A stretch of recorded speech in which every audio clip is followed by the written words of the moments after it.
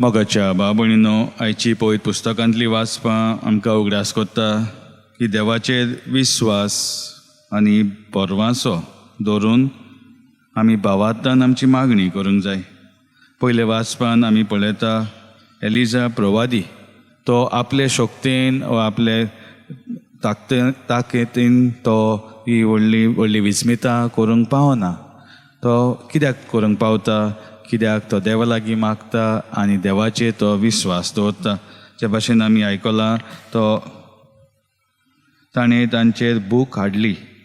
तशेंच आमकां कळीत कोत्ता एक मोडें आसलें ताका जिवें केलें. तशेंच राजाचो भस्म करूंक आनी कशे भाशेन एक फामील एक करूंक हें सगळें तो करूंक पावलो. न्हय आपले शक्तीन वा आपले ताकतीन पूण आपलो विस्वास आनी भरवंसो देवाचेर दवरून आनी देवाचें कार्य तो करूंक पावता. आनी हेंच आमकां जेजू शुभ वर्तमानान सांगता. जें कितें आमकां गरज आसा पळय देवाक खबर आसा आनी देव तें आमकां दिता. तर आमचें मागणें सादें जावंक जाय, जें मागणें काळजांतल्यान येवंक जाय. हेंच आमकां जेजू आयचे शुभ वर्तमानान सांगता.